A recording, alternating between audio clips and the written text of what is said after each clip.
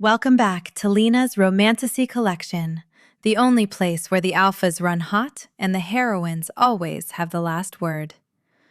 Quick question for the pack before we dive into today's chaos. Where are you listening from right now? Drop your city in the comments, and if you have a pet at home, maybe a giant snoring Rottweiler like Meatball, drop a paw print emoji if they are currently judging your choice in audiobooks. Today, we have a total treat for you. It's funny, it's tense, and it involves a rose gold Jeep, a very crooked set of fangs, and an alpha king who gets called a bad doggy to his face. But before the fur starts flying, if you want to support our pack and get early access to stories just like this one, hit that join button down below. Your support helps us keep the lights on and the spicy stories coming your way. Now, take a deep breath. Hazel is armed with a steel pole, and the king is about to find out he's met his match. Let's dive in. Chapter 1. The phone buzzed against the wooden nightstand, vibrating a harsh rhythm into the quiet room. Hazel groaned. She pushed a giant, snoring Rottweiler off her legs. Meatball grunted, rolling over and hogging the thick cotton blankets. Hazel swiped the phone screen to accept the dispatch call. "Animal Control, talk to me," she rasped, rubbing sleep from her eyes. "We have a situation in the industrial sector," the dispatcher said. "A giant stray dog in a dead-end alley." The caller said it brought down an antelope. "It is tearing the carcass apart." "An antelope?" Hazel sat up, kicking her feet into her work boots. "In the city limits? That makes 0 sense. Send me the coordinates." Hazel ended the call and stood. She walked to her gear closet and grabbed her thick leather bike gloves. Next, she pulled her bright pink tranquilizer dart gun from the top shelf. She called the dart gun Nap Time. If the stray proved uncooperative, Nap Time always won the argument. She walked out the front door, the cool night air stinging her cheeks. She fired up her pearlescent, rose gold Jeep Wrangler. The engine purred, a steady hum of power. Meatball barked from the porch, demanding a ride. Hazel sighed and opened the passenger door. The oversized Rottweiler scrambled inside, drooling on the dashboard and taking up half the front seat. Hazel drove through the empty streets of Silver Pine Haven. She passed dark storefronts and silent intersections, navigating toward the industrial sector. The coordinates led her to a narrow gap between 2 brick warehouses. She parked the Jeep near the curb, leaving the engine running and the headlights cutting into the gloom. "Stay," Hazel commanded. Meatball whined but rested his heavy chin on the console. Hazel opened the rear door of the Jeep and pulled out her heavy-duty steel catch pole. The metal felt cold against her bare palms. She slid her leather gloves on, flexing her fingers to test the grip. She checked the loop mechanism on the pole. It clicked smoothly. She walked into the dark alley. The shadows hid the far end of the brick corridor. A wet, tearing sound echoed off the walls, followed by the crunch of cracking bone. The alley smelled of rust, damp earth, and fresh blood. A single flickering street lamp painted harsh yellow lines on the brickwork. Trash cans lay overturned, spilling crumpled paper across the asphalt. Hazel clicked her flashlight on, sweeping the beam forward. The light caught a beast, hunched over a bloody carcass. The dispatcher told the truth. It was a dead antelope. The creature eating the animal possessed thick, dark fur and shoulders wider than a compact car. It ripped meat from the bone with brutal efficiency. "If I run from every stray dog, I will never pay my rent, and Meatball will starve." Hazel took a step forward. She compared the beast to Meatball. Meatball weighed 150 pounds and routinely knocked over refrigerators in her kitchen. This thing looked twice that size. It resembled a wolf, but the proportions defied logic. She tapped the metal end of her catch pole against the pavement. The sharp clack rang out, cutting through the sounds of chewing. "Hey, pal! Dinner time is over!" Hazel called out, keeping her voice steady and firm. The beast stopped chewing. The broad shoulders tensed. It turned its head slowly, dragging its snout away from the ruined antelope. Glowing amber eyes locked onto the flashlight beam. A low snarl vibrated in the air, a sound that rattled Hazel's ribs like a punch to the gut. The creature did not look scared. It looked feral, unhinged, and ready to fight. Hazel widened her stance, raising the catch pole. She kept her breathing slow. Panic invited bites. She needed to get the loop around its neck before it decided she looked better than the antelope. The amber eyes narrowed, fixed right on her face. Chapter 2. The beast stood up on 2 legs. Hazel blinked, her grip tightening on the steel pole. The creature towered over her, a nightmare of dark fur and corded muscle. It let out a deafening roar and lunged. It moved as a blur. Hazel swung the catch pole, aiming the wire loop toward the beast's neck. The creature swatted the steel rod aside with a careless strike. The force ripped the pole from Hazel's hands. The tool flew through the air and clattered against a metal dumpster, landing uselessly in the trash. The beast crashed into her. They went down hard on the asphalt. The impact knocked the breath from her lungs. Heavy paws pinned her shoulders to the ground. A jaw full of razor-sharp teeth snapped inches from her face, dripping hot saliva onto her cheek. Hazel shoved her leather-gloved hands against its broad chest, fighting to keep the teeth away. The skin beneath the fur felt hot, burning like an open furnace. The creature snarled again, thrashing its head sideways. Then it bit down. Teeth sank into Hazel's collarbone. Pain flared instantly, a sharp, bright sting cutting through her shoulder. She gasped, her fingers digging into the beast's fur. The moment the teeth broke her skin, the creature froze. The wild, cloudy rage in its amber eyes vanished. The feral fog cleared, replaced by sheer shock. The beast shifted its weight, pulling back from the bite. Right before Hazel's eyes, the fur melted away. Bones popped and snapped into new shapes. In seconds, the terrifying monster vanished. A man knelt over her. He had dark hair, warm amber eyes, and an angular jaw set tight with realization. Hazel stared up at him. Her pulse drummed a wild, frantic rhythm in her ears. She ignored the bleeding bite on her shoulder. She refused to show fear. Instead, she focused on his mouth. "Your left canine is crooked," she whispered, her voice tight with pain. The man stared at her, his broad chest heaving. A smirk touched the corner of his lips, bringing a sudden, lively spark to his expression. "Felt straight to me." What kind of arrogant jerk insults a woman after biting her in an alley? Before Hazel could deliver a comeback, an unnatural heat rushed through her veins. A fever spiked, hitting her system like a freight train. Her vision turned blurry.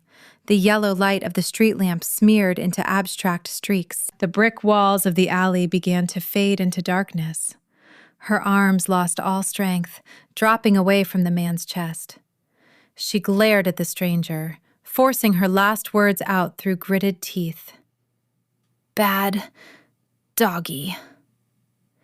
Hazel collapsed against the pavement, the world going black. Garrett caught her head before it struck the ground. The scent of her blood hit his nose.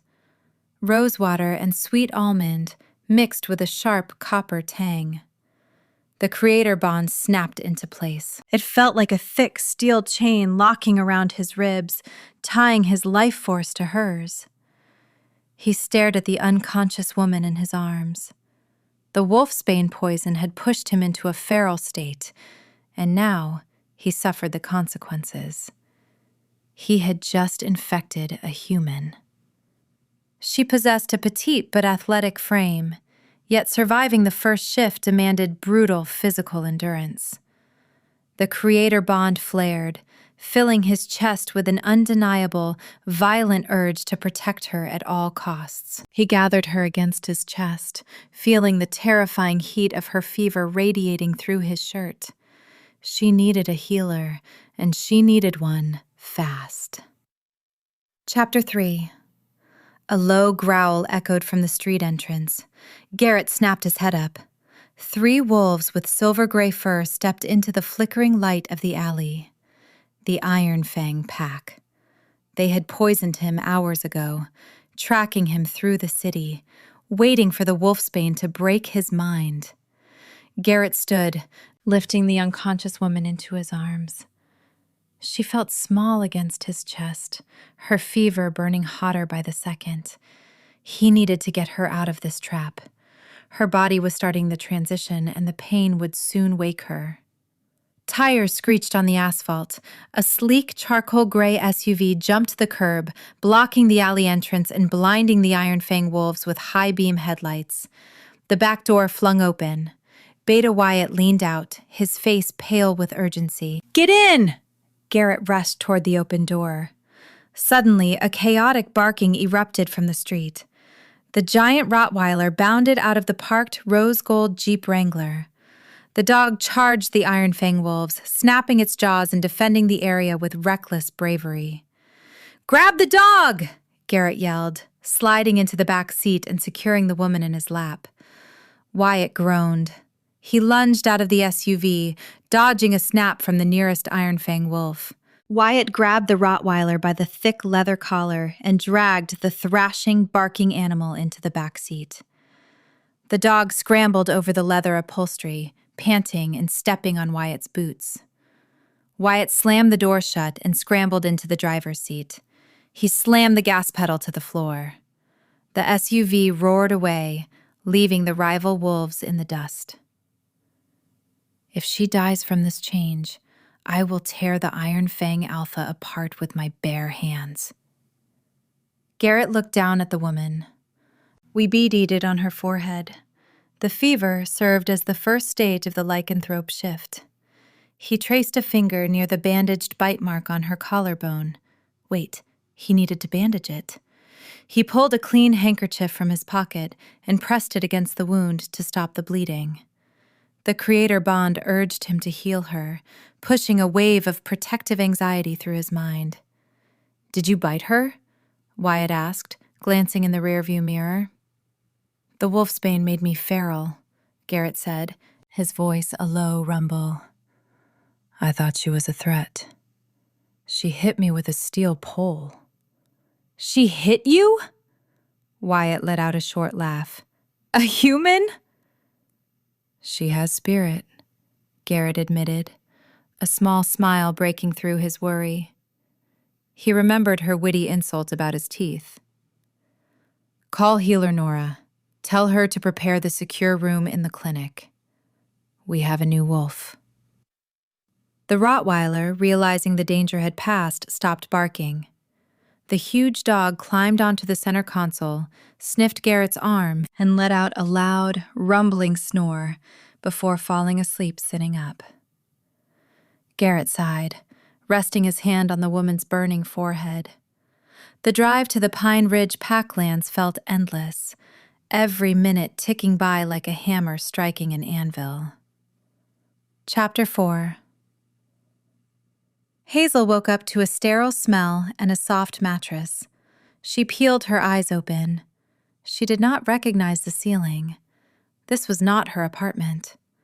She lay in a luxurious room featuring smooth stone walls, high-end medical monitors, and a crackling fireplace in the corner. Her shoulder throbbed with a dull ache. She looked down. Her favorite work shirt was gone, replaced by a soft gray tunic. A thick, white bandage covered the bite mark on her collarbone. She sat up, throwing the blankets off her legs. Her body felt wrong. She ran too hot, her skin buzzing with wired energy. Every sound in the room echoed with startling clarity. She heard the soft hum of the medical machines, the crackle of the fire, and footsteps pacing outside the heavy wooden door. The door clicked open.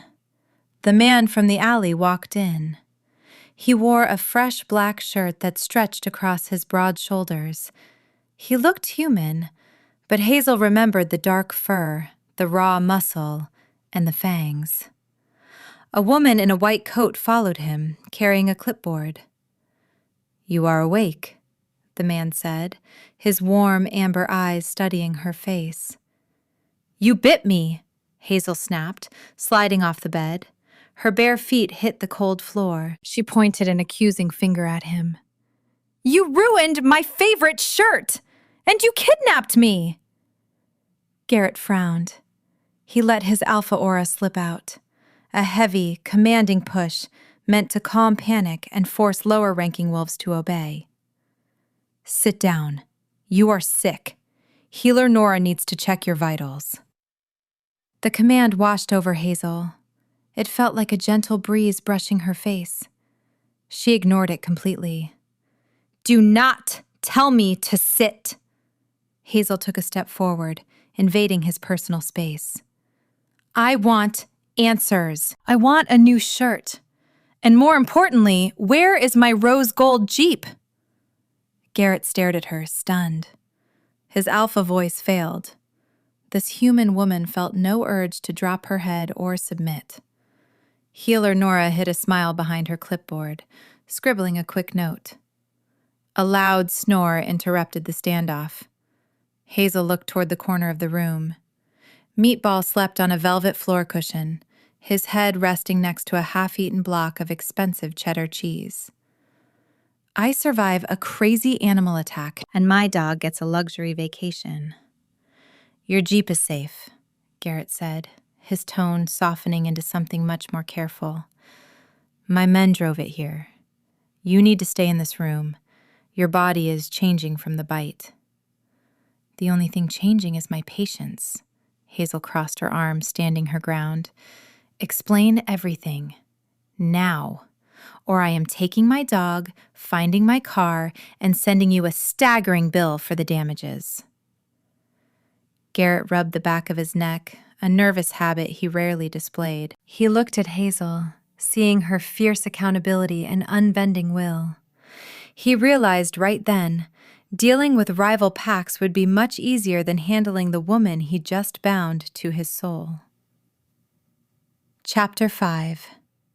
Hazel stood firm on the cold stone floor of the clinic room, glaring at the broad-shouldered man in the black shirt. She refused to let the burning fever dictate her actions. She owned a business. She had responsibilities. "Explain everything, now, or I am taking my dog, finding my car, and sending you an exorbitant bill for the damages," she repeated, her voice steady despite the tremor in her legs. Garrett held his hands up in a gesture of peace. The fire in the stone hearth crackled behind him, throwing dancing shadows across his angular jaw. "Your pearlescent rose gold Jeep sits in my secure garage. My enforcers drove it here. They even dug your steel catch pole out of the alley trash and placed it in the back seat. Your property remains untouched." Hazel opened her mouth to argue, but a jagged spike of agony ripped through her spine. The breath vanished from her lungs. Her knees buckled. Garrett caught her before she struck the floor. He lifted her effortless, carrying her back to the pristine mattress. The heat radiating through her gray clinic tunic scorched his bare forearms. The creator bond, the biological tether tying his wolf to her survival, roared in his chest, demanding he fix the pain. But he possessed no power to stop a transition. "Nora!" Garrett barked, his amber eyes flashing toward the healer. Nora rushed forward, her white coat flapping. She checked the digital monitors flanking the bed. The screens flashed red warnings as Hazel's heart rate skyrocketed. The shift is starting, Alpha. The fever broke the barrier. Her bones are preparing to reshape. Make it stop, Hazel gasped, her fingers twisting into the crisp white bedsheets. The sensation defied description. Fire surged through her veins, melting her muscles. Deep within her chest, her ribs popped. The sound echoed in the quiet room, a sickening crack of bone detaching from cartilage. I survived years of wrestling feral animals, only to get taken out by a glowing-eyed stray and a bad case of the flu. Hazel ground her teeth together, refusing to scream. She tasted blood on her tongue. The lights above her blurred into blinding white streaks. You must breathe. Garrett leaned over the bed, his voice a low, steady rumble. He placed his large, calloused hands over hers, prying her grip loose from the bedsheets. The human body fights the change. Fighting makes the bones splinter. You have to let the wolf take the space. I am not a wolf, Hazel choked out. Another series of pops echoed from her legs. Her femurs lengthened, tearing muscle fibers that knit back together a second later. The sheer physical trauma flooded her brain with blinding white static. Garrett did not step away. He slid his hand into hers, interlocking their fingers. He leaned his face close to hers, ignoring the frantic beeping of the medical equipment. You are strong. I felt your endurance the moment my teeth broke your skin. Let the pain wash over you. Do not trap it inside. Hazel squeezed his hand. She poured every ounce of her agony into the grip, her knuckles turning bone white. The pressure threatened to snap his fingers, but Garrett did not flinch. He absorbed the punishment, staring into her bright hazel eyes as the golden ring of the lycanthrope began to bleed into her irises. The transformation tore her apart, piece by piece, an unforgiving trial of survival. Chapter 6. A chaotic commotion erupted beyond the heavy wooden doors of the clinic. Garrett snapped his head up, his super hearing catching the sharp, undeniable pitch of a human voice echoing down the stone corridor of the pack house. If you do not move your oversized carcass out of my way, I will puncture your jugular with these trauma shears. Garrett glanced at Hazel. Her body arched off the mattress, caught in the throes of the bone-breaking transition. Her fingernails elongated, scratching deep gouges into the wooden headboard. Nora wiped sweat from Hazel's brow with a cool cloth, murmuring ancient healing chants to ease the physiological shock. Stay with her, Garrett ordered the healer. He released Hazel's grip, his own fingers bruised and throbbing from her strength. He strode across the room and pulled the heavy door open. In the wide, arched hallway, two massive enforcers stood like brick walls. Before them stood a woman wearing blue hospital scrubs. She held a pair of heavy-duty medical scissors gripped tight in her fist, pointing the blunt metal tip directly at the chest of a 250-pound werewolf. A sturdy blue hatchback sat parked haphazardly in the courtyard outside the open entrance doors, the engine still ticking from a fast drive. Garrett stepped into the corridor, his commanding presence instantly freezing the enforcers.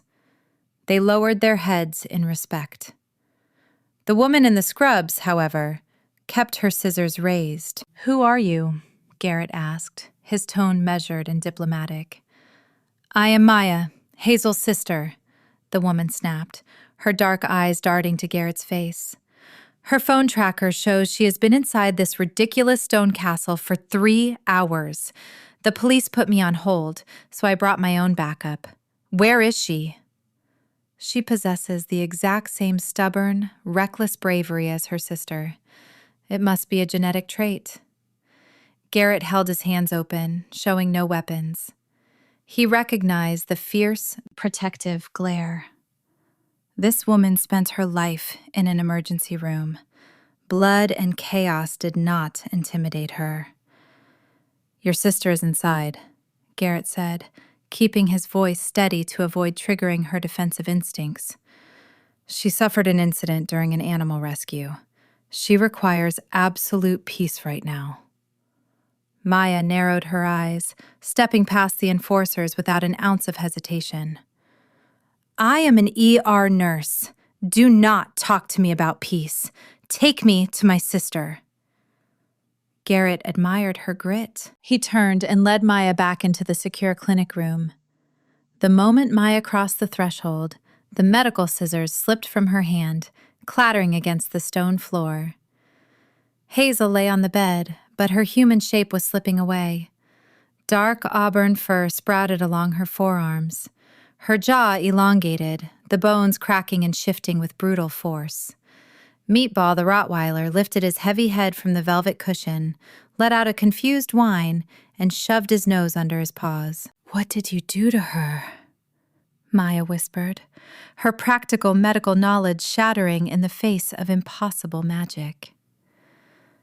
"I made her a survivor," Garrett answered, stepping back to the bedside. The final stage of the shift approached, the room filled with the scent of wild pine and crackling energy as Hazel's human mind fought a losing battle against the rising beast. Chapter 7. The final, sickening snap of the spine echoed through the clinic. The gray tunic tore to shreds, ruined beyond repair. In Hazel's place stood a wolf. She possessed a sleek, dark auburn coat, long, muscular legs, and ears pinned flat against her skull. Her chest heaved, pulling in jagged, panicked breaths. Hazel stared at her paws. The human reasoning in her brain fractured, overwhelmed by a tidal wave of fresh sensory data. The scent of antiseptic burned her nose. The ticking of the wall clock sounded like a hammer striking an anvil. The heat from the fireplace felt like a physical threat. The stone walls of the clinic pressed inward, a gilded cage designed to trap her. A low, vibrating growl built in her throat. She bared her teeth at healer Nora, the wild instincts taking absolute control. "Open the terrace doors," Garrett ordered, his voice sharp. "The confined space triggers her fight or flight response. She needs the open air." Nora rushed to the far wall and unlatched the heavy glass doors. The cool night breeze swept into the room, carrying the scent of damp earth and pine needles. Hazel's head snapped toward the exit. The urge to run hit her, a primal instinct demanding movement to process the excess energy of the transformation. Garrett did not hesitate. He grabbed the hem of his black shirt and pulled it over his head, tossing the garment onto a nearby chair. He stepped between Hazel and the open doors.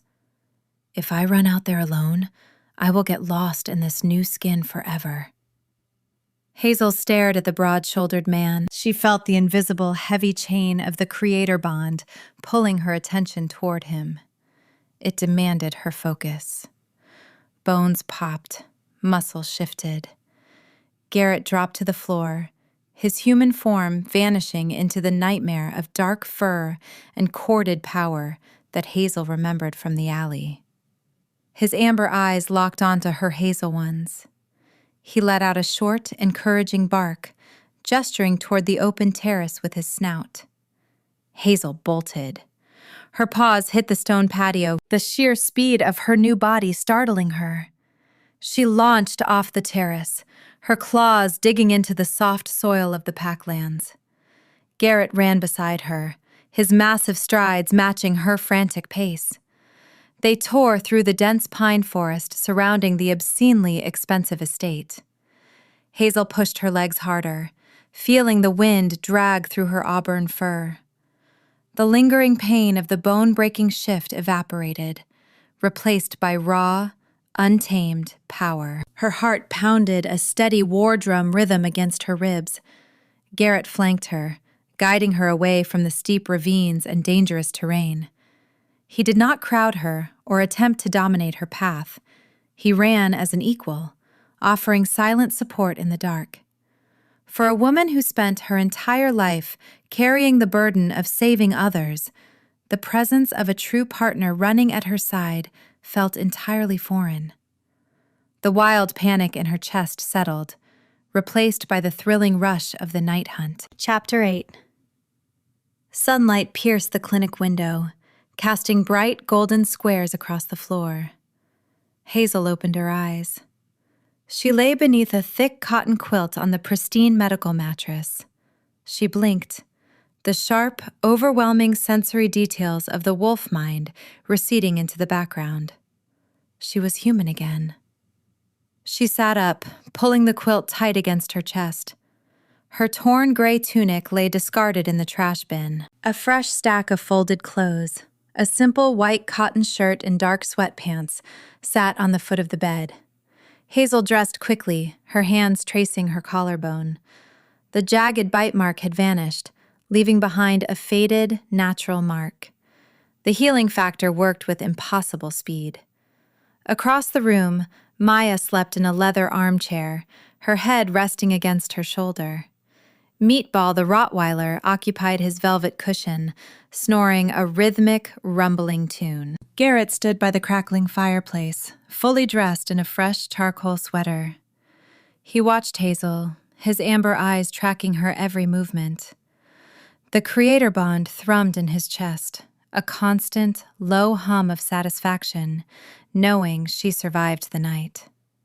"I have a business to run," Hazel said, breaking the silence. She grabbed her boots from the floor and shoved her feet into them.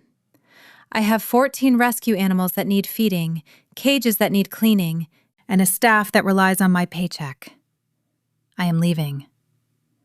Garrett stepped away from the hearth. "You just completed your first shift. Your body requires rest. The Iron-Fang pack knows I bit a human. Their alpha, Trent, will target you to hurt me." "I survived your bite. And I survived your woods." Hazel tied her bootlaces with sharp, aggressive yanks. "I am not hiding in a stone castle while my animals starve. My pearlescent rose gold Jeep is in your garage. I am taking it, and I am going to work." Garrett crossed his arms. His alpha instincts demanded he lock the doors and keep her safe inside the fortress. But the bond told him the truth. Trying to cage this woman would destroy her spirit, much like her former partner had done. He needed to prove he offered support, not control. If she refuses to stay in the fortress must travel with her. Garrett let out a long, defeated sigh. He walked toward the clinic door and pulled it open. "Fine," Garrett said, gesturing for her to lead the way. "But you are bound to me now. My wolf will not allow you out of my sight until the threat is neutralized. So, grab your keys. You just acquired an unpaid intern." Hazel paused, a genuine smile tugging at the corner of her mouth. The terrifying alpha king of the Pine Ridge pack was offering to scoop dog food. She tapped the doorframe as she walked past him, her scent of rosewater and sweet almond trailing in her wake. "Grab the giant dog on your way out, intern," Hazel called over her shoulder. "We have a strict schedule to keep." Chapter 9. Maya stood in the sprawling stone courtyard of the pack house, twirling her car keys around her index finger. The morning sun illuminated the sturdy blue hatchback parked near the entrance. Hazel walked alongside her sister, the crisp air clearing the lingering fog of the transition. Meatball trotted ahead, his heavy paws slapping the cobblestones. "I have a double shift at the hospital," Maya said, opening the driver's side door. She pointed an unyielding finger at Hazel. "If you start growing fangs during business hours, call me. I will steal a tranquilizer from the pharmacy." "I possess my own tranquilizers," Hazel offered a reassuring smile. "Go save lives. I am fine." Maya nodded, her pragmatic nature satisfied. She slid into the hatchback, fired up the engine, and drove toward the main gates. Garrett stepped out of the heavy oak doors of the pack house, his charcoal sweater contrasting with the bright morning light. He gestured toward a secondary stone structure located near the eastern wall. "Your vehicle waits in the secure garage," Garrett stated, leading the way. They walked down a short, sloping ramp into an underground facility illuminated by brilliant fluorescent lights. The pearlescent rose-gold Jeep Wrangler sat in the center of the concrete floor. The exterior sparkled. His enforcers had scrubbed away every ounce of alley grime. Hazel approached the rear tailgate. She unlatched the back door to check her equipment. Her breath caught in her throat. Her worn-out gear was gone. In its place sat a collection of luxurious, top-tier rescue equipment. Gleaming titanium animal crates replaced her plastic ones. Premium Kevlar bite suits hung from the roll bars. A sophisticated trauma kit rested on the floorboard. Garrett stood behind her, his posture straight, projecting quiet pride. He expected a pleased reaction, a dominant alpha provided for his pack. Hazel slammed the tailgate shut. The sharp metallic clang echoed across the concrete walls. If he thinks flashing wealth equals a personality, he faces a steep learning curve. Hazel turned around, planting her hands on her hips. "Where's my steel catch pole? Where's nap time?" "My men discarded the damaged items," Garrett explained, his brow furrowing in genuine confusion. "This equipment ensures your safety. The titanium crates withstand maximum impact." "I do not want charity." Hazel stepped closer, refusing to let his towering height intimidate her. "I run a business.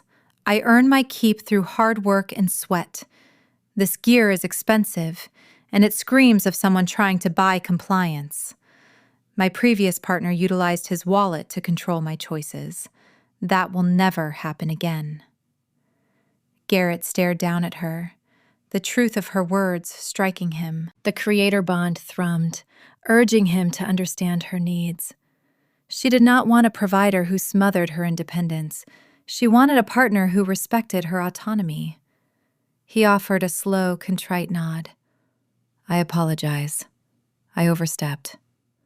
Garrett turned to a nearby storage locker, retrieving her familiar pink tranquilizer dart gun and the scuffed steel catch pole. He placed them gently into the front seat of the Jeep. He then spent the next 10 minutes hauling the expensive titanium crates out of the back, replacing them with her battered plastic enclosures. "Better?"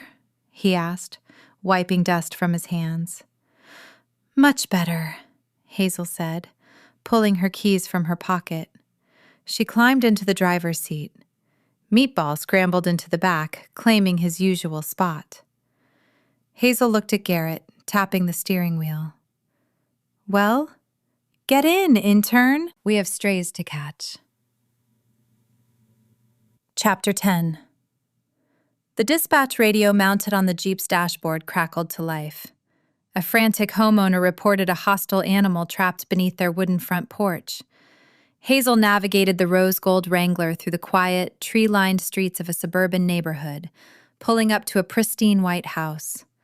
A man in a bathrobe stood on the pristine lawn, pointing a trembling finger toward the dark crawl space beneath his wooden deck. A sharp, aggressive hiss echoed from the shadows. "It sounds like a badger," the homeowner warned, taking 2 steps backward. Hazel grabbed her thick leather bike gloves from the passenger seat. She walked toward the porch, crouching down to peer into the gloom. 2 tiny, reflective eyes glared back at her. A raccoon. It hissed again, a sound filled with sheer audacity and territorial rage. Garrett crouched beside her. His broad shoulders barely fit within the narrow perimeter of the lattice skirting. "Allow me," he murmured. "I command respect from all woodland creatures. My presence will force it to flee into your trap." Hazel raised an eyebrow, handing him the thick leather gloves. "Be my guest, Alpha." Garrett slipped the gloves over his large hands.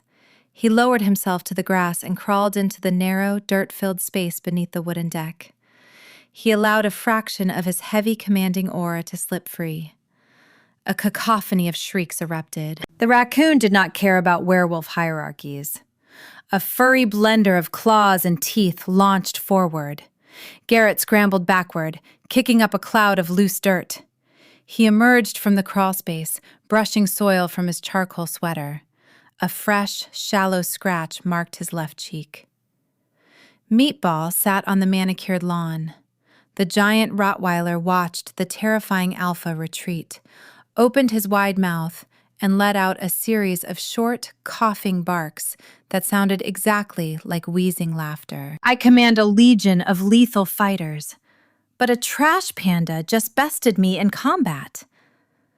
Garrett rubbed his jaw, shooting a sharp glare at the mocking dog. Hazel pressed her lips together, fighting a smile. She grabbed her steel catch-pole, leaned into the crawl space, and secured the furious raccoon with practiced spatial awareness. She pulled the animal out and guided it smoothly into a plastic transport crate. She turned back to Garrett and opened her medical kit. She pulled out an antiseptic wipe. "Hold still." Garrett froze. Hazel stepped into his personal space, her bright hazel eyes focused on the scratch. She dabbed the wipe against his cheek. The stinging sensation faded instantly under her gentle touch. He felt the warmth of her breath against his jaw. The physiological proximity hit him hard, sparking a sudden, rapid rhythm in his chest. "You survived an alley ambush, but the suburbs proved too dangerous," Hazel murmured, securing a small bandage over the cut. "I underestimated the local wildlife," Garrett admitted, his voice dropping an octave. He watched her pack up the kit, his respect for her mundane, everyday courage growing with every passing second. Chapter 11. The animal rescue shelter smelled of bleach, wet fur, and industrial soap. The concrete floors demanded constant attention. Hazel hauled a 50-pound bag of premium kibble from the storage room, carrying it toward the main feeding station. Garrett intercepted her, attempting to take the heavy burden. Hazel sidestepped him. She pointed toward a yellow bucket and a string mop leaning against the wall. "Acts of service, intern. The puppy enclosure requires sanitation." Garrett picked up the mop, a genuine smile breaking across his angular face. He respected the tangible boundary she set. The front entrance chime rang, signaling visitors. Heavy boots thudded against the linoleum. Beta Wyatt and a man Hazel did not recognize walked into the shelter lobby. The stranger possessed a shaved head, cold gray eyes, and a rigid, unyielding posture. Gamma Cole, the war leader. "This is the location?" Cole asked, his voice echoing in the sparse room. He looked at the plastic crates and stacked food bags with blatant scrutiny. He leaned his shoulder against a metal door frame, crossing his thick arms. "The Alpha of Pine Ridge sweeps floors in a dog kennel." Garrett paused his work, his grip tightening on the wooden mop handle. He prepared to intervene, but Hazel beat him to the punch. She dropped the kibble bag onto a metal shelf. She wiped her hands on her dark sweatpants and walked directly toward the two wolves. She did not lower her eyes. She did not show an ounce of hesitation. "You survived the bite, human," Cole said, projecting a hostile, testing aura. "You possess endurance, but the Alpha requires a warrior at his side, not a pet walker. How do you plan to defend the pack when the Iron-Fang wolves arrive?" Hazel picked up another 50-pound bag of kibble from a nearby pallet. Without warning, she threw the heavy sack directly at Cole's chest. Cole grunted, his reflexes catching the bulky object before it knocked him backward. "Stock the pantry, warrior," Hazel instructed, her tone sharp and precise. "Bottom shelf. And to answer your question, I do not plan to defend the pack. I plan to defend my business and my home. If the Iron-Fang pack steps onto my property, I will introduce them to my catchpole." These two look like they eat raw steaks for breakfast. But their intimidation tactics belong in a kindergarten sandbox. Hazel picked up a clipboard and walked past them, completely unbothered by their posturing. Cole stood holding the dog food, his cold eyes widening in surprise. He looked at Wyatt. Wyatt simply shrugged, a wide grin spreading across his face. Cole let out a low rumble of laughter. He hauled the bag toward the pantry. "She possesses a spine of steel, Alpha. I approve." Garrett watched Hazel instruct his lethal war leader on proper stacking techniques. A deep swell of pride expanded in his chest. She did not need supernatural strength to command a room. Her sheer audacity served as her greatest weapon. Chapter 12. The evening wrapped Hazel's small, second-floor apartment in quiet shadows. The living room featured minimal furniture, dominated by a large woven rug and a worn leather sofa. Maya sat cross-legged on the floor, sliding a fresh pizza box onto the coffee table. The aroma of baked cheese and garlic filled the confined space. Garrett sat on the edge of the sofa, looking out of place. His broad shoulders and towering height made the apartment look like a miniature dollhouse. Meatball slept under the kitchen table, snoring a rhythmic cadence that vibrated against the floorboards. "Clear the floor," Maya ordered, tossing a plastic spinnerboard onto the rug. She unfurled a large white plastic mat covered in red, blue, yellow, and green circles. Hazel groaned, taking a slice of pizza. "We are adults, Maya. We do not play Twister on a Tuesday night." "You both need to relax," Maya insisted, pointing at Garrett. "The king of the wolves needs to stretch his legs. Stand up, both of you." Garrett observed the mat with deep suspicion. He had fought rogue packs, negotiated territorial treaties, and survived wolfsbane poisoning. He did not understand the tactical advantage of colored circles. But Hazel stepped onto the mat, shooting him a challenging smirk. He could not refuse a direct challenge. He stood, stepping onto the plastic surface in his socks. "Right hand, red," Maya called out, flicking the spinner. They moved. At first, the game proceeded with simple stretches, but the spatial limitations quickly created chaos. "Left foot, green." Garrett shifted his weight, his long legs stretching across the board. Hazel moved her hand to a yellow circle, her shoulder brushing against his knee. The physical proximity escalated. "Right hand, blue," Maya announced, hiding a knowing smile. Garrett reached across the mat. To maintain his balance, he had to cross his arm directly over Hazel's back. Hazel twisted to reach her designated circle, her movement causing her to slip on the smooth plastic. She lost her footing and collapsed downward. Garrett caught her instantly, his reflexes firing. He dropped to his knees, wrapping his arm around her waist to prevent her from hitting the floor. They ended up tangled together, Hazel's back pressed firmly against Garrett's solid chest. She turned her head, her bright hazel eyes meeting his warm amber ones. The distance between them vanished. He could feel the rapid, frantic beating of her heart against his forearm. "I never imagined my greatest test of endurance would involve a plastic mat and colorful dots." Garrett held his breath. A sudden, unexpected wave of shyness washed over him. The fierce war leader lost his words, his gaze dropping to her lips. He slowly reached up, rubbing the back of his neck with his free hand, a quintessential display of nervous tension. Hazel did not pull away. The silence stretched, heavy and intoxicating. 3 sharp, aggressive knocks hammered against the apartment door, shattering the moment like breaking glass. Chapter 13. The 3 sharp knocks hammered against the apartment door, shattering the quiet tension in the living room. Hazel scrambled backward, her sock-clad feet slipping on the slick plastic of the twister mat.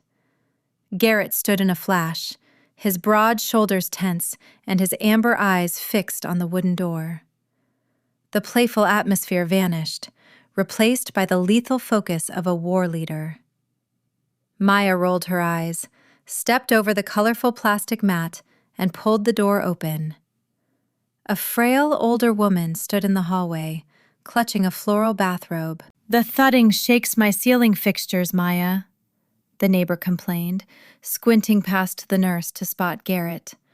Her eyes widened at the sight of the towering man standing in the center of the small room.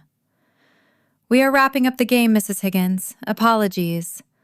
Maya offered a diplomatic smile, closing the door and turning the deadbolt. She shot a pointed look at Hazel. "I require caffeine. I will boil water in the kitchen." Hazel felt the heat rising in her cheeks. She grabbed 2 glasses from a side table, poured ice water from a pitcher, and gestured toward the glass sliding doors. "Fresh air. Now." Garrett followed her out onto the small iron balcony. The night sky over Silver Pine Haven offered a clear view of the distant mountains. Cold air washed over them, a welcome contrast to the stifling heat of the apartment. Hazel handed him a glass. His fingers brushed hers. She noticed the small adhesive bandage resting on his left cheek, a humble reminder of his battle with the hostile raccoon. "My previous partner hated games," Hazel murmured, leaning her forearms against the cold iron railing. She stared out at the streetlights below, the dark sweatpants and white cotton shirt keeping her warm against the chill. "He viewed leisure as a waste of capital. He wanted my accounting skills to build his contracting firm. Once he secured an exorbitant bank loan using my credit score, though, with my consent, he vanished." Garrett tightened his grip on the glass. The thought of another man exploiting her sparked a fierce, territorial growl deep in his chest. He forced the sound down. "A true leader acts as a shield," Garrett said, his voice a low rumble. "A leader bears the brunt of the storm. They do not use their people as stepping stones." He stepped closer, resting his elbows on the railing beside her. "The crown creates a high wall," Garrett continued, staring at the distant tree line. "Everyone demands orders. The elders demand perfection. The enforcers expect brutal strength. But no one offers a simple conversation. They bow their heads, but they never look me in the eye." Hazel turned her head, studying his angular jaw in the moonlight. He did not ask for pity. He merely stated a fact of his reality. "I spent years building walls to keep arrogant men out, yet this giant wolf just walked right through the front door of my life." Hazel shifted her weight, turning to face him. Garrett mirrored the movement. The balcony felt suffocatingly small. He lowered his head, his gaze dropping to her lips. The shyness from the living room faded, replaced by a magnetic, undeniable pull. He closed the distance, the warmth of his chest radiating against her. A booming, rhythmic snore erupted from the kitchen. It sounded like a chainsaw tearing through wet wood. Meatball the Rottweiler shifted his bulk under the table, letting out a wet snort. The spell broke. Hazel laughed, stepping back and covering her face with her hands. Garrett let out a long sigh, resting his forehead against the cold, iron railing. Chapter 14. The morning sun baked the asphalt of the animal rescue shelter's parking lot. Hazel dragged a heavy industrial hose across the concrete floor of the outdoor enclosures, washing away the dirt from the morning exercise routine. She wore her denim work overalls and thick rubber boots. The manual labor cleared her head, pushed the memory of the balcony near kiss to the back of her mind. Garrett hauled 3 bulging trash bags toward the commercial dumpster. He wore a simple gray t-shirt, his corded muscles flexing with every movement. He tossed the bags into the metal bin with effortless power. Tires crunched on gravel. Beta Wyatt navigated his charcoal gray luxury SUV into the lot, parking next to Hazel's pearlescent rose gold Jeep Wrangler. Wyatt killed the engine and stepped out. His usual easygoing grin was absent. Garrett wiped his hands on a towel and strode toward his second-in-command. Hazel shut off the water valve, dropping the hose to join them. "We intercepted a runner near the eastern border," Wyatt reported, keeping his voice low. "Alpha Trent knows." Garrett's jaw set into a rigid line. "Knows what?" "He knows the wolfsbane made you feral," Wyatt explained, his gaze darting to Hazel. "The scout we chased out of the alley survived. He reported the bite. Trent knows you created a new wolf. He knows she runs a human business without pack protection." Hazel crossed her arms, ignoring the cold chill traveling down her spine. "I possess an alarm system and a deadbolt. I do not need a legion of guards." "Deadbolts stop thieves, Hazel," Garrett countered, his amber eyes flashing with genuine concern. "They do not stop apex predators. Trent views you as a tactical weakness. If he captures you, he holds leverage over my entire pack. Trent thinks he found my vulnerability, but he just awakened a nightmare." Garrett fought the biological imperative of the creator bond. The instinct screamed at him to throw her over his shoulder, lock her inside the stone fortress, and post 50 enforcers at her door. "We double the patrols," Garrett instructed Wyatt. "Station Cole in the woods behind this facility. I want eyes on every access road." Wyatt nodded, turning back toward his SUV. Before he reached the door, he paused, his eyes narrowing at the dense tree line bordering the back of the property. Hazel followed his gaze.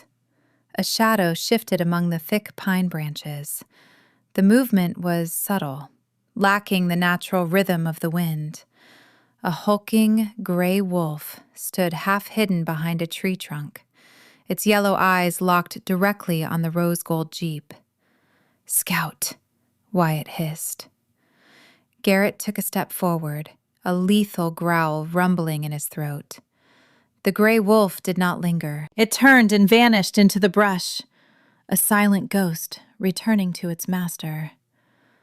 The threat was no longer a distant possibility. The Iron-Fang pack stood at their front door. Chapter 15.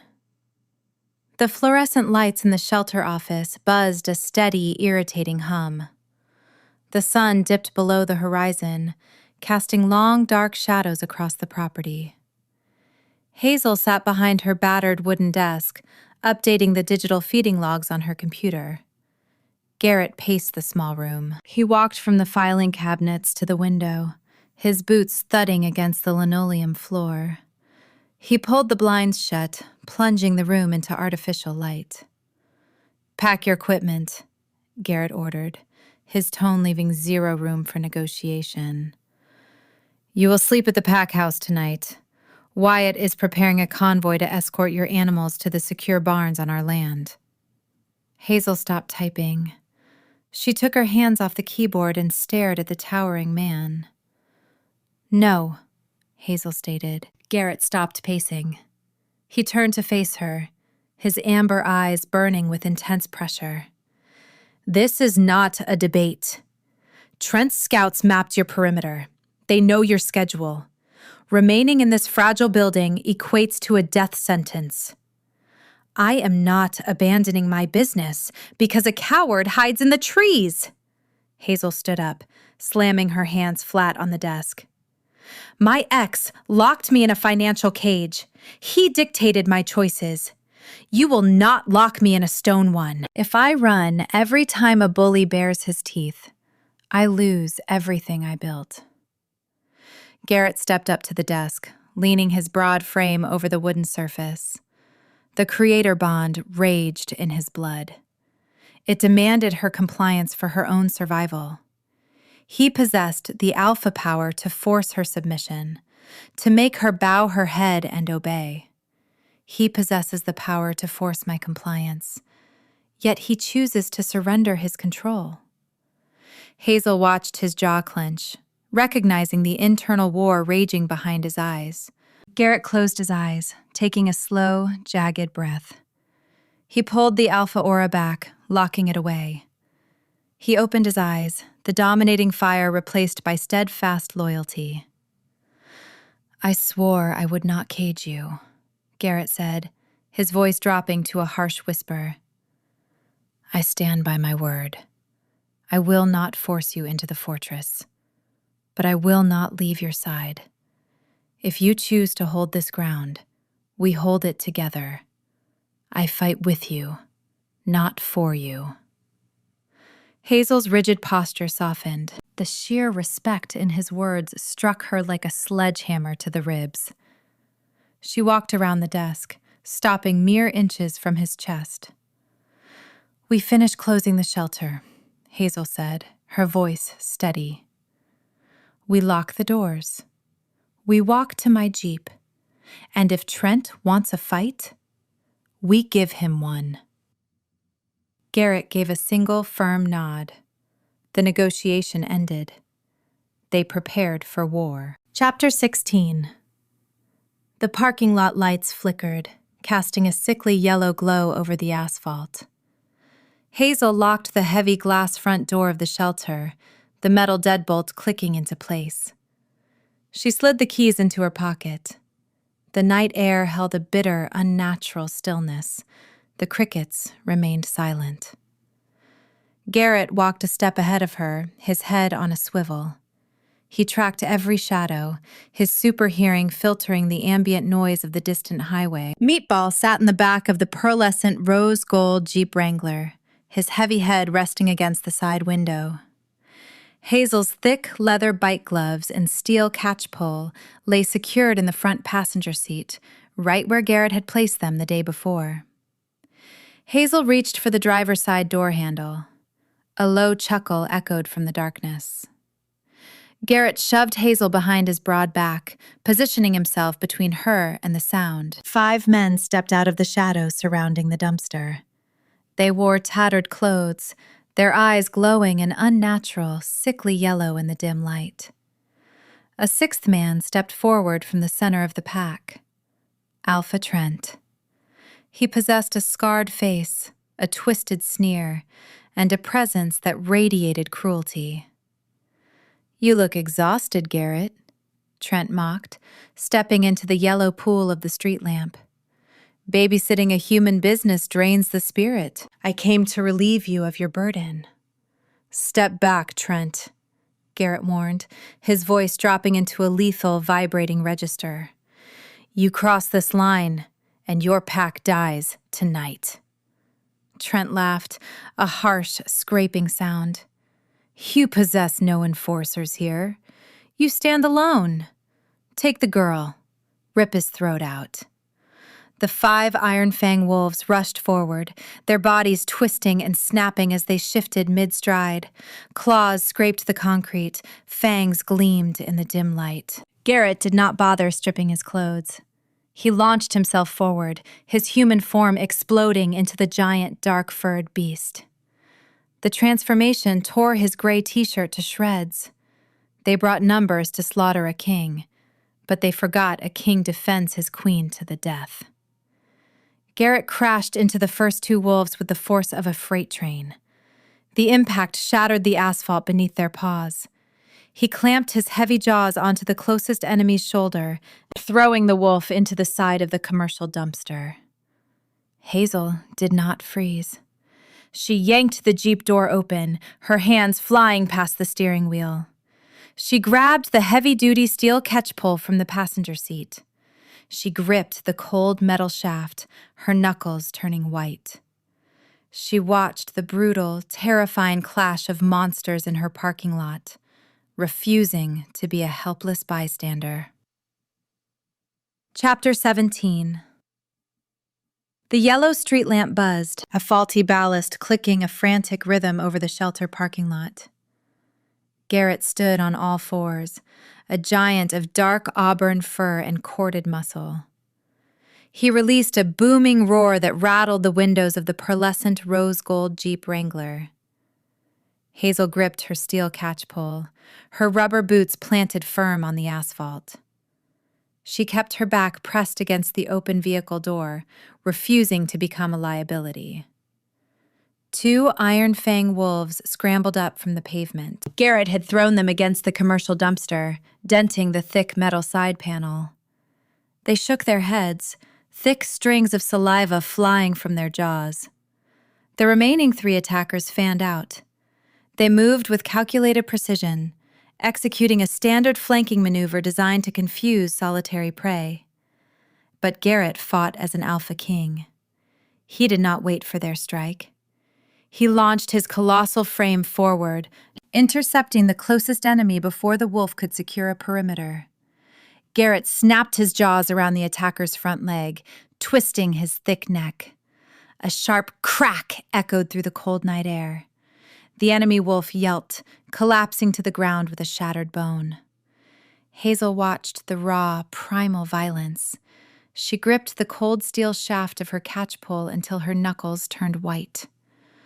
A sensible woman would lock herself in the car and call the police, but I prefer handling pests myself. The other 2 flanking wolves lunged at Garrett's exposed sides. One clamped its teeth into Garrett's back, tearing a chunk of dark fur. Garrett did not flinch. He spun, utilizing the momentum to slam the attached wolf into a concrete parking barrier. The impact forced the attacker to release its grip, leaving Garrett with a bleeding gash along his spine. Trent remained in human form, observing the carnage from the edge of the light pool, his scarred face twisted into a sneer of pure contempt. He enjoyed watching his subordinates wear down the Pine Ridge leader. Garrett possessed superior strength, but the sheer numbers drained his stamina. The feral snarls and the sickening sound of tearing flesh created a chaotic symphony of war. Meatball barked from the back seat of the Jeep, his heavy Rottweiler paws scratching at the reinforced windows. The dog wanted to join the fray. Hazel slammed her free hand against the glass, silencing the animal. She needed absolute focus. The 2 wolves Garrett had initially thrown against the dumpster recovered their footing. They joined the remaining uninjured fighter. 3 sets of glowing yellow eyes fixed on Garrett. They abandoned the flanking strategy and charged in unison, a unified wall of fur, teeth, and claws. Garrett reared up on his hind legs, meeting the charge. He swatted the first wolf out of the air with a brutal strike from his front paw. The second wolf ducked low, biting into Garrett's left calf. The third wolf vaulted off the hood of Wyatt's parked charcoal gray luxury SUV, leaving deep scratches in the paint. It aimed straight for Garrett's throat. Garrett twisted midair, intercepting the leaping wolf with his own jaws. They crashed to the pavement in a tangled heap of limbs. The wolf on his calf bit harder, attempting to sever the hamstring. Trent decided the moment had arrived. The Iron-Fang Alpha dropped to his hands and knees. His human skin split, giving way to a hulking gray beast. Trent possessed a frame nearly identical in size to Garrett, but his coat bore a patchwork of old battle scars. He let out a piercing howl that commanded his pack to pin their target. The 3 standing wolves piled onto Garrett, using their combined weight to hold the Pine Ridge Alpha against the broken asphalt. Garrett thrashed, his dark fur slick with fresh blood. He kicked one wolf away, but another instantly took its place. Trent stalked forward, his yellow eyes burning with anticipated victory. He did not aim for a prolonged fight. He targeted Garrett's exposed neck, preparing to deliver a single, lethal strike to the jugular. Hazel stepped away from the Jeep. She raised the heavy-duty steel catch-pole, calculating the distance. Trent focused on his rival, ignoring the human in the denim overalls. He considered her irrelevant. That arrogant assumption sealed his fate. Hazel took a slow, deliberate breath, tasting the dust in the air. She cataloged the terrain, noting the cracked pavement and the slick patches of oil near the dumpster. She adjusted her grip on the steel pole, sliding her right hand down to the base for maximum leverage. Her heart drummed a fierce, steady rhythm against her ribs. She refused to let fear dictate her actions. She stepped into the yellow light, entering the killing floor. Chapter 18. Trent lunged. His gray, hulking form sailed through the air, jaws snapping open to tear the life from Garrett. The Iron-Fang Alpha ignored the peripheral world, his singular focus locked on the ultimate prize of dominance. Hazel swung. She did not aim for the body, she aimed for the skull. The heavy-duty steel catchpole cut through the cold air with a sharp whistle. She rotated her hips, driving every ounce of her athletic strength into the strike. The metal shaft connected with Trent's jaw in mid-flight. The impact sounded like a baseball bat striking a watermelon. The sheer kinetic force derailed Trent's trajectory. The gray wolf spun sideways, his jaws snapping shut on empty air. He crashed hard onto the hood of the rose-gold Jeep Wrangler, denting the pearlescent metal before tumbling to the concrete. He lay there, dazed, a thin line of blood trickling from his snout. Hazel did not celebrate. She pulled the pole back, resetting her stance. These oversized bullies always forget that a woman who wrestles feral hogs for a living knows how to swing a stick. Garrett used the distraction to break free. He hurled the remaining wolves off his back with a surge of renewed adrenaline. He scrambled to his paws, his amber eyes locking onto Hazel. A sound of pure terror tore from his throat. The wolf that Garrett had kicked away a moment prior recovered. Seeing its alpha struck down by a human, the Iron-Fang subordinate abandoned Garrett and redirected its fury. It charged Hazel from her blind side. Hazel caught the blur of movement in her peripheral vision. She twisted, raising the steel pole to block. The wolf crashed into her, its raw momentum knocking her boots out from under her. She hit the asphalt, the breath exploding from her lungs. The beast stood over her, snapping its jaws toward her face. Hazel jammed the steel shaft horizontally into its mouth, forcing the creature to bite down on the metal. The wolf thrashed its head, its claws scrambling for purchase on her denim overalls. The thick fabric tore, providing temporary protection, but the creature possessed too much strength. A front paw swiped downward. Sharp claws shredded the left sleeve of her overalls, slicing deep into her arm. A blinding flash of agony radiated from her shoulder to her wrist. Hazel gritted her teeth, refusing to scream. She kicked upward, driving the reinforced toe of her rubber boot into the wolf's stomach. The strike bought her a fraction of a second. She shoved the pole forward, rolling away from the snapping jaws. Blood soaked her torn sleeve, dripping warm and fast onto the cracked pavement. Garrett roared. The sound vibrated with such ferocity, it seemed to shake the very foundations of the shelter building. He closed the distance in a single leap, crashing into the wolf that slashed Hazel. He did not employ tactical fighting. He unleashed pure, unadulterated vengeance. He clamped his jaws around the attacker's throat and shook his colossal head, ending the threat instantly. Trent staggered to his paws near the Jeep, shaking the concussive fog from his brain. He saw his pack decimated. He saw the Pine Ridge Alpha standing over Hazel, a terrifying vision of dark fur and lethal intent. Trent let out a short, sharp bark, signaling a full retreat. The remaining two Iron-Fang wolves abandoned their offensive posturing and turned to flee into the darkness. They did not make it past the dumpster. Chapter 19. A chorus of thunderous howls erupted from the dense pine woods behind the shelter. The sound carried a promise of imminent destruction. Gamma coal broke through the tree line, a blur of silver and black fur. He did not run. He soared over the chain-link perimeter fence with terrifying grace. 3 Pine Ridge enforcers followed a heartbeat later. Wyatt's charcoal gray SUV had masked the approach of the backup. Trent's scouts failed to detect the ambush. Cole intercepted the fleeing Iron-Fang wolves. He struck the first one with the force of a wrecking ball, pinning the enemy to the asphalt. The enforcers swarmed the second, subduing the fighter with brutal, organized efficiency. They functioned as a cohesive unit, a military strike team wrapping a steel net around their targets. Trent realized his catastrophic error. He stood alone in the center of the parking lot, surrounded by the lethal forces of Pine Ridge. He shifted back into his human form, standing bare-skinned under the flickering street lamp.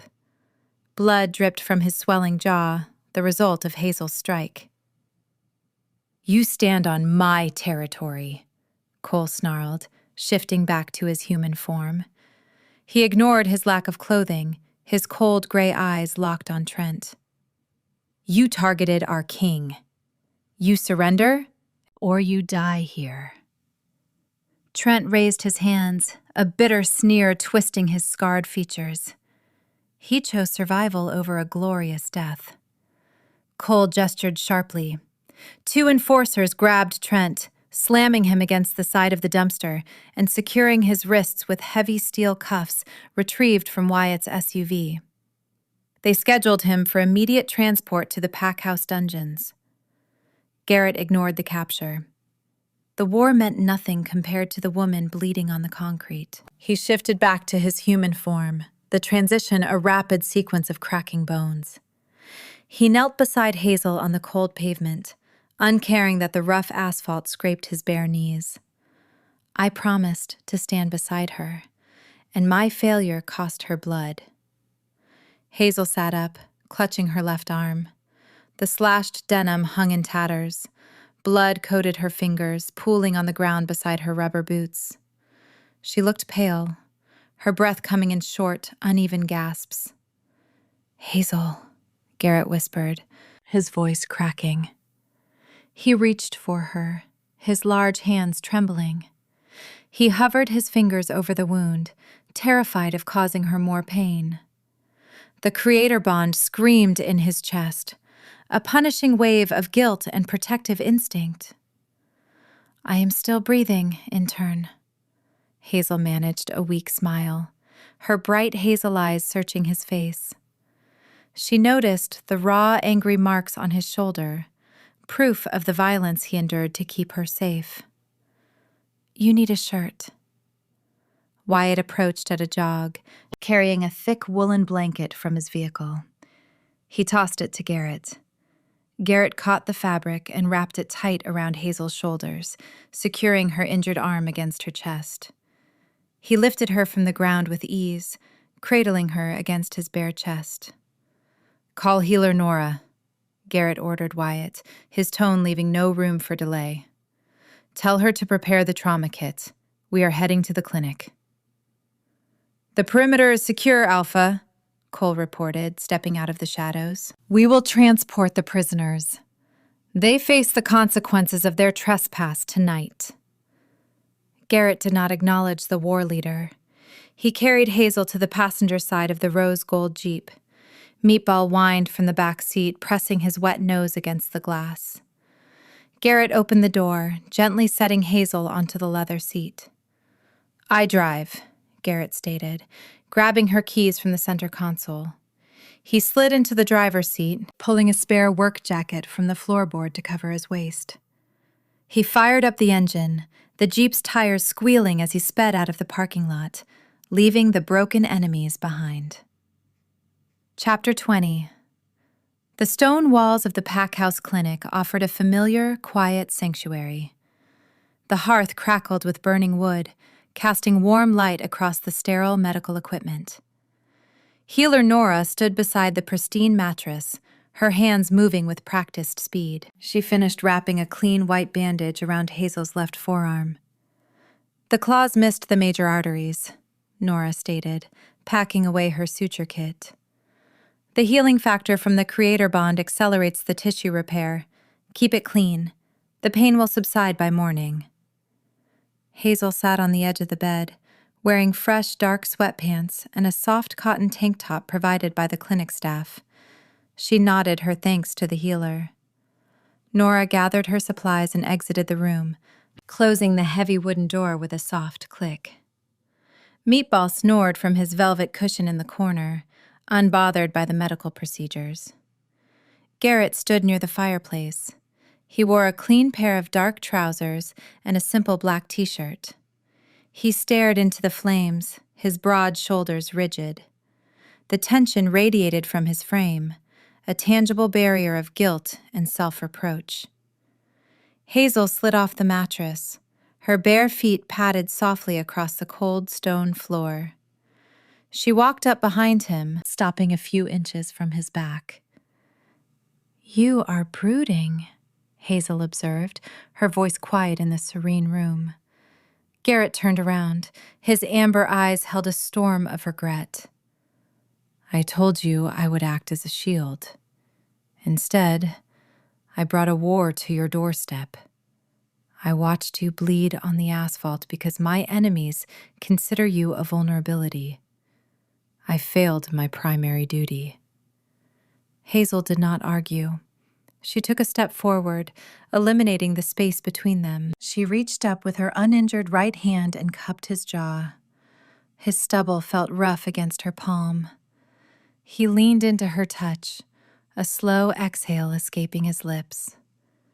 He carries the weight of an entire kingdom, but he only needs one person to tell him he is allowed to rest.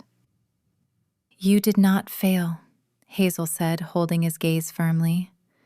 "You fought. You defended my home. We stood our ground together. A partnership requires two people willing to swing the bat. I am not a fragile piece of glass, Garrett. I am a survivor." Garrett covered her hand with his own. The scent of rosewater and sweet almond enveloped his senses, a soothing balm against the chaos of the night. The lingering scent of battle washed away, replaced by the intoxicating reality of her presence. The creator bond shifted from a frantic protective urge into a profound, undeniable tether of devotion. He lowered his head, pressing his forehead against hers. "You possess a spine of steel. You humble me."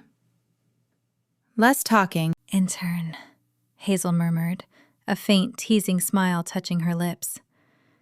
Garrett captured her mouth in a slow, searing kiss.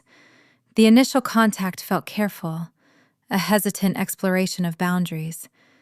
Hazel shattered the hesitation. She threaded her fingers into his dark hair, pulling him closer. The kiss deepened, sparking a sudden, roaring fire that eclipsed the hearth beside them. Garrett wrapped his arms around her waist, mindful of her bandaged arm, and lifted her off the floor. Hazel wrapped her legs around his hips, surrendering the final remnants of her emotional walls. He carried her to the mattress, the world outside the clinic fading into insignificance. The intoxicating rush of the mate bond claimed them both, solidifying a connection built on shared grit, mutual respect, and a love forged in the fires of battle. Chapter 21. Garrett placed Hazel on the pristine mattress. The wood fire crackled in the stone hearth, casting long, dancing shadows across the clinic walls. Outside the thick windows, the night air carried the distant shouts of pack enforcers securing the territory and cataloging the prisoners. Inside this room, the war faded into a heavy, unbroken silence. Hazel sat up, her right hand reaching for the hem of Garrett's black t-shirt. She pulled the fabric upward. He raised his arms, letting her strip the shirt away. The firelight illuminated his torso. Corded muscles stretched across his chest and stomach.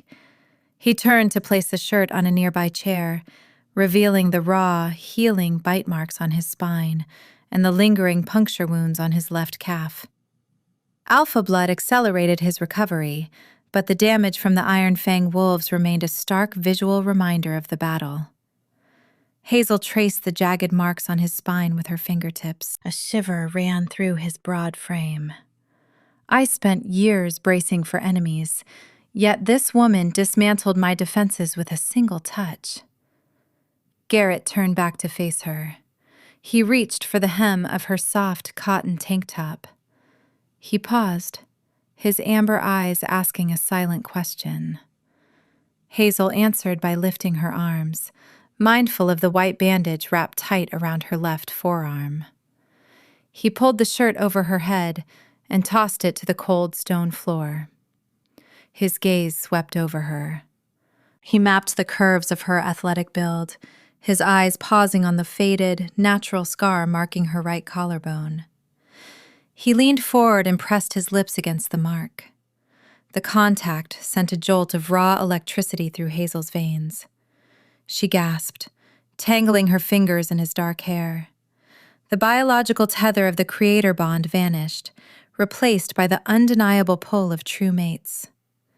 This was no longer an instinctual reaction. This was a conscious, mutual surrender. Garrett pressed her back against the mattress.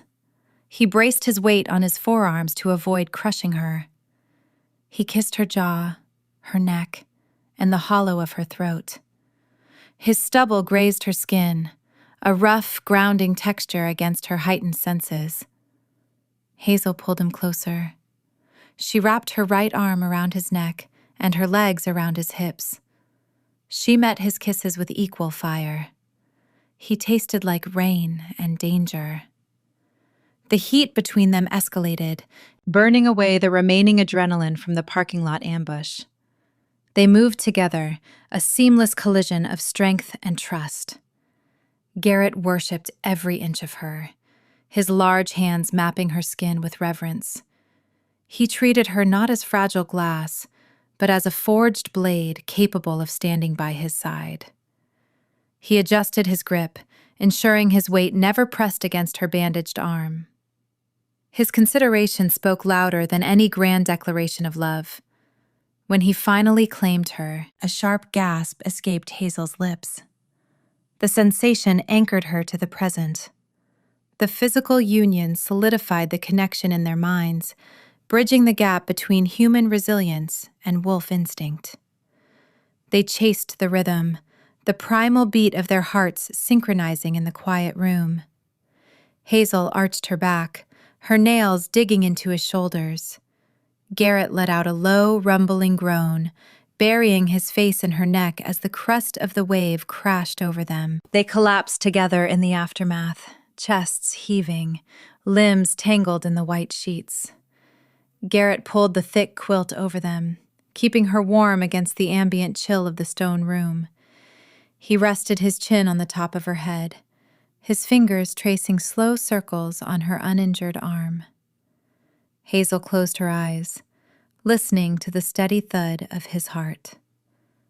The battle was over, and she had found her true anchor. Chapter 22. Morning sunlight flooded the Alpha's spacious office, illuminating the heavy oak desk and the towering bookshelves lining the walls. Garrett sat in a high-backed leather chair, reviewing a stack of territorial reports. Hazel sat on a plush sofa near the window, dressed in fresh denim work pants and a gray sweater. Her left arm remained wrapped in a clean white bandage. A sharp knock echoed through the room. The double doors swung open, admitting 3 older men wearing tailored suits, the pack elders. They carried an air of rigid tradition and unwavering scrutiny. Meatball, the giant Rottweiler, trotted into the office behind them. The dog dragged a lavish velvet floor cushion between his teeth. He dropped the cushion in the center of the room, circled it 3 times, and collapsed onto the velvet with a booming snort, ignoring the powerful wolves. Garrett set his pen down, his amber eyes narrowing. "Elder Corvan, you requested an audience?" Corvan, a man with silver hair and a sharp, critical gaze, stepped forward. He looked at Garrett, then turned his attention to Hazel. "We acknowledge the victory over Alpha Trent. However, rumors circulate through the ranks. The pack whispers that a human holds the title of Luna. A woman who runs a pet shelter cannot lead predators." Hazel set her coffee mug on the side table. She stood, ignoring the stinging ache in her left arm. She walked to the center of the room, stepping over the snoring Rottweiler. "I run a business." "Elder Corvan," Hazel corrected, her voice projecting steady confidence. "And from what I gathered looking at your supply logs this morning, your business sense lacks basic competence." Corvan bristled, his face flushing red. "Excuse me?" Hazel walked to Garrett's desk and picked up a thick leather-bound ledger. She flipped it open and turned it to face the elders. "You utilize 3 different shipping companies to transport lumber from your northern territory to the city processors," Hazel stated, tapping the ink columns. "You pay an extravagant sum for redundant routes. Furthermore, your meat supply contracts feature an auto-renew clause with a vendor who marks up his prices 12% every quarter.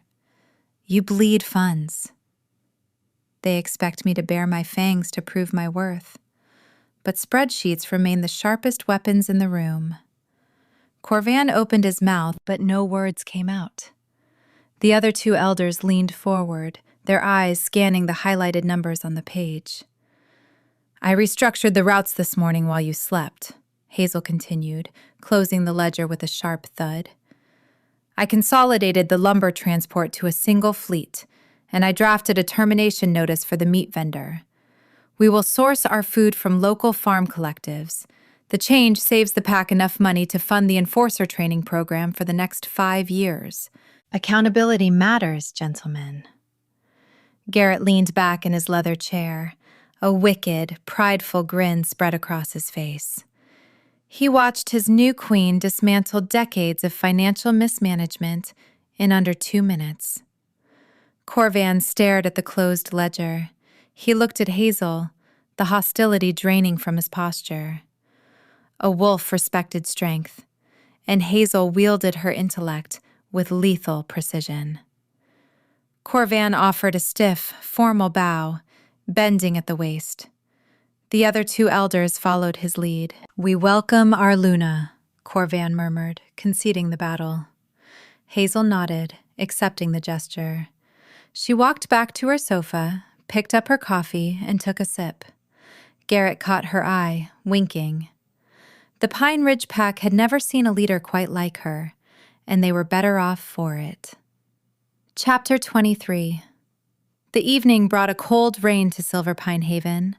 Water lashed against the stone exterior of the pack house, creating a constant drumming rhythm. Hazel and Garrett stood in the subterranean levels of the estate, reviewing the security protocols for the holding cells. Alpha Trent sat chained to a heavy iron ring set deep into the stone wall of a reinforced cell. His shattered jaw, courtesy of Hazel's steel catchpole, swelled to the size of a grapefruit. He glared at them through the iron bars, his yellow eyes burning with unadulterated hatred. He could not speak, but his malice filled the damp air. "The execution happens at dawn," Garrett told the enforcer guarding the cell door. "Keep him hydrated. I want him awake when he faces the consequences." The enforcer pounded a fist to his chest in a rigid salute. Garrett guided Hazel away from the cells, walking down the long, torch-lit corridor leading to the main staircase. He kept a protective hand resting on the small of her back. His healing injuries ached in the damp cold, but he ignored the discomfort. A blaring, mechanical siren shattered the quiet of the underground tunnel. Flashing red emergency lights engaged, spinning urgent beams across the rough stone walls. Heavy boots pounded down the stone staircase. Beta Wyatt sprinted into the corridor, his clothes soaked with rain and his chest heaving. He gripped a heavy tactical baton in his right hand. "Breach!" Wyatt shouted, skidding to a halt before them. "Iron-Fang Loyalists! They bypassed the outer perimeter using the storm tunnels. They breached the secondary armory doors." Garrett's jaw tightened. "Numbers? At least 20, Wyatt reported grimly. "They brought heavy tools. They want their alpha back." A desperate enemy acts without logic, throwing bodies against a stone wall hoping it cracks. "Hold the choke point at the armory junction," Garrett ordered. He reached out and gripped Hazel's uninjured shoulder. "Go upstairs. Lock yourself in the office with Meatball. Cole will station guards at the door." Hazel did not move toward the stairs. She planted her rubber boots firm on the stone floor. She looked at the flashing red lights, then turned her gaze to the dark corridor leading toward the incoming threat. "I am not hiding in an office while people bleed for my home," Hazel stated, her bright hazel eyes locking onto Garrett's face.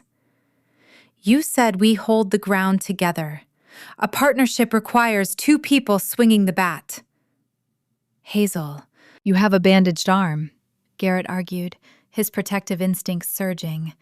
"You cannot swing a steel pole against 20 wolves." "I do not plan to use a steel pole," Hazel replied. She took a slow, deliberate breath, closing her eyes. She reached deep into her mind, pushing the human logic aside. She searched for the wild, crackling energy she felt during her first feverish night. She found the wolf waiting in the dark. She did not fight the beast. She opened the door and invited it out. Chapter 24. The shift happened with terrifying speed. Because she embraced the change willingly, the bone-breaking agony lessened to a dull, rushing ache. Her gray sweater and denim pants ripped apart, falling to the stone floor in useless shreds. The dark auburn wolf stood in the corridor, her paws gripping the cold stone. She shook her head, her ears swiveling to catch the sounds of the approaching enemy. Her left front leg bore a patch of thinner fur where the bandage had rested, but the wolf form suppressed the lingering pain of the slash. Garrett stared at her, awe written across his features. He wasted zero time.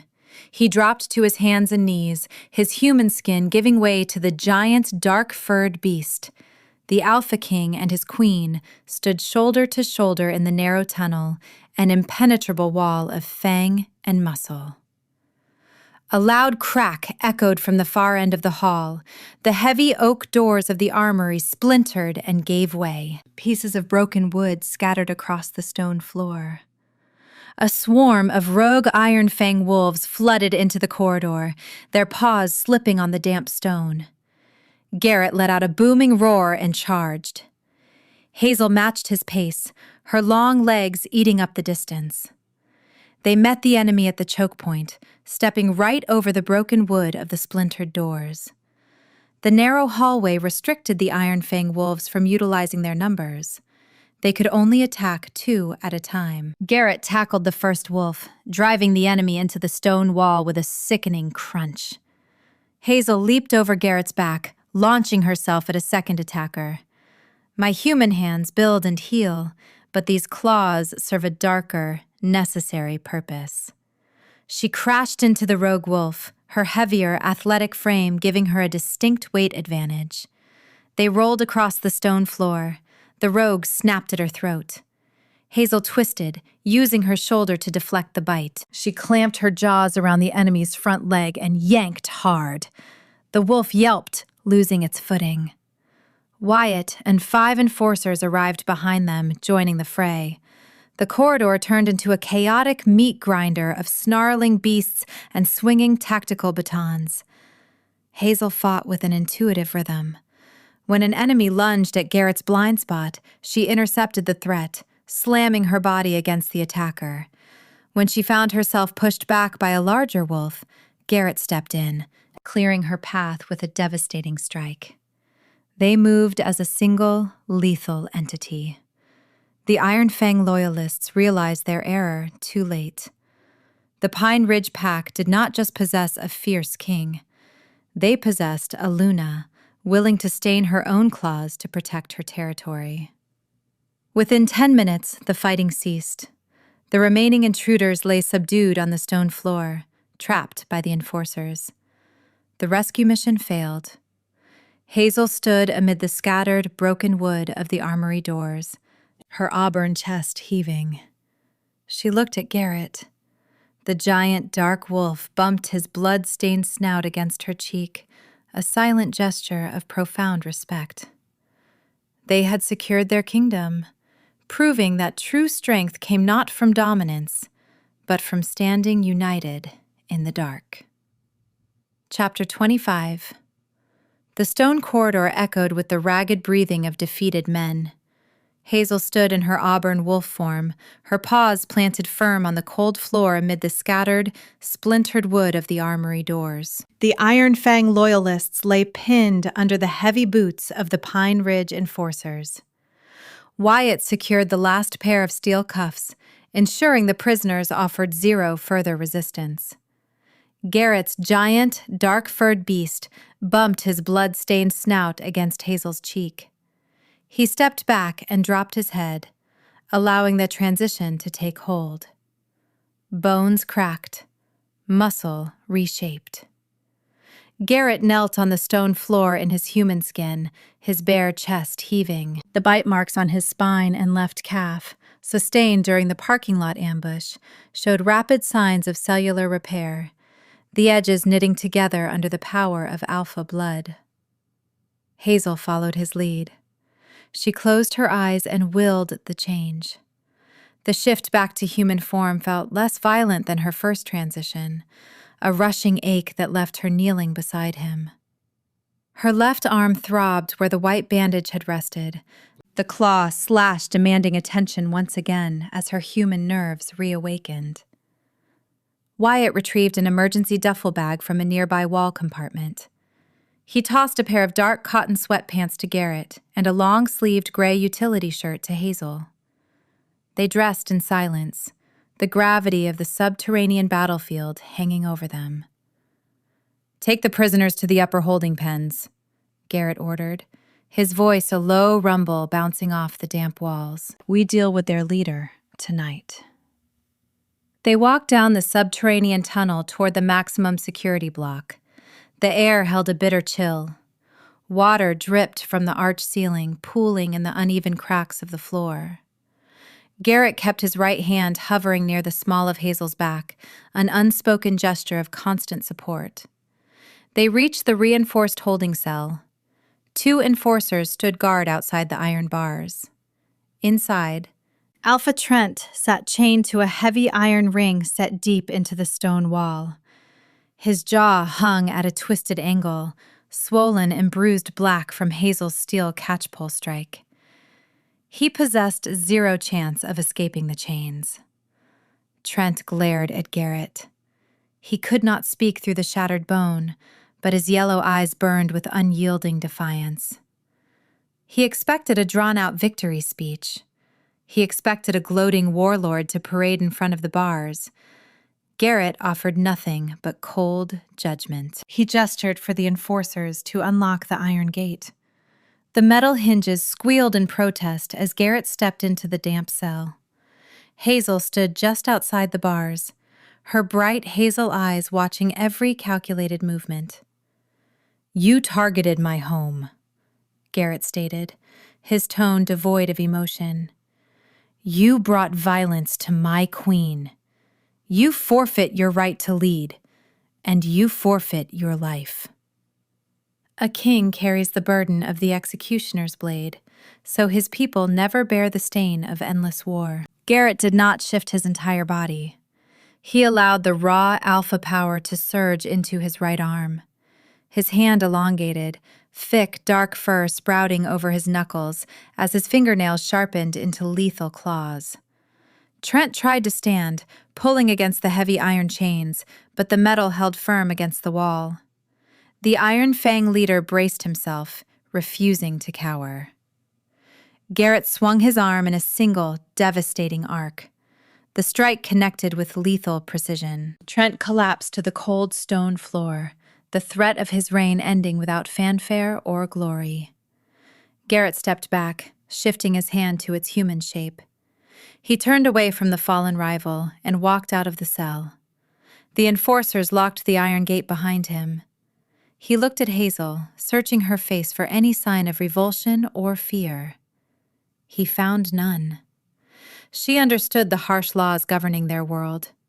She stepped forward and slicked her right hand into his, her touch grounding him in the quiet aftermath of the storm. Chapter 26.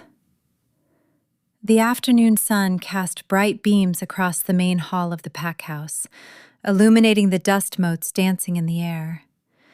Hazel stood before the junction leading to the armory.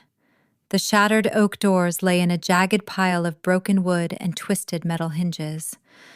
A team of pack carpenters swept the debris into large canvas bins, their brooms scraping a steady rhythm against the stone floor.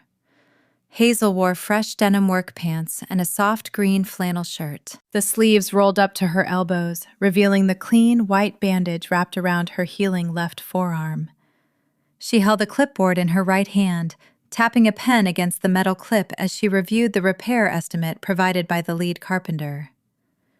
Garrett walked down the staircase, holding 2 steaming mugs of black coffee. He wore a clean charcoal sweater and dark trousers, the scratches on his face fading into barely visible lines. He handed a mug to Hazel, his amber eyes scanning the organized chaos of the repair site. "The structural frame sustained minor damage," Hazel told Garrett, pointing her pen at the arched doorway. She turned to the lead carpenter, a burly wolf named Silas. "This premium mahogany estimate is an astronomical price. We do not require decorative woodwork for a security sector. We need reinforced steel core doors clad in standard oak. Revise the quote and source the steel from a local contact I used for the shelter's fencing. He offers fair market value." Silas blinked, surprised by the Luna's sharp, contracting knowledge. He offered a respectful nod, taking the clipboard from her hand. "Right away, Luna." Garrett took a sip of his coffee, a wicked smile playing on his lips. "You command my enforcers and my carpenters with equal efficiency." "Someone needs to protect the treasury," Hazel countered, blowing steam from her mug. "I refuse to let vendors overcharge my home." They expected a fragile human to hide in the shadows, but I prefer holding the hammer and driving the nails. Gamacole strolled into the hall, his boots thudding against the stone.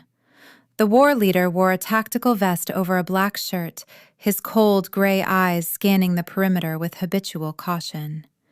He stopped beside Garrett, offering a sharp salute, but his attention quickly shifted to Hazel. "The Iron-Fang prisoners accepted integration into the border patrols," Cole reported. "They recognized strength. Witnessing their former alpha fall broke their rebellion." He paused, a rare grin breaking his rigid expression. "The men also speak of the Luna's fighting spirit. Stepping into the armory breach earned their unwavering loyalty." "I merely protected my investment," Hazel joked, though the praise warmed her chest. She looked at the empty doorway, the memory of the fierce battle fading into a badge of survival. "The pack thrives under your guidance," Garrett said, his voice dropping into a low, intimate register meant only for her. "The elders respect your intellect. The warriors respect your courage. You bridged the gap between our worlds." Hazel leaned against his side, her shoulder pressing into his solid chest. She took another sip of coffee, savoring the bitter roast. The stone fortress no longer felt like a gilded cage. It felt like a foundation she could build upon, surrounded by a family that respected her boundaries and celebrated her grit. Chapter 27. The fire crackled in the stone hearth of the Alpha's spacious office. Hazel sat on the plush sofa near the window, her laptop balanced on her knees. She typed rapidly, updating the animal adoption schedules for her rescue shelter. Her left arm moved with minimal stiffness, the claw slash reduced to a thin, healing line beneath a simple adhesive strip. Garrett sat behind his heavy oak desk, reviewing territorial patrol routes.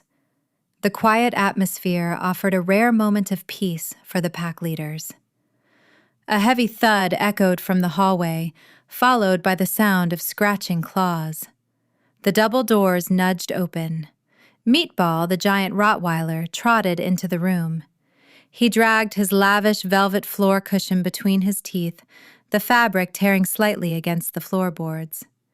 Meatball dropped the cushion in the center of the room. He sniffed the velvet, let out a booming snort of disapproval, and kicked the bed away with his hind legs.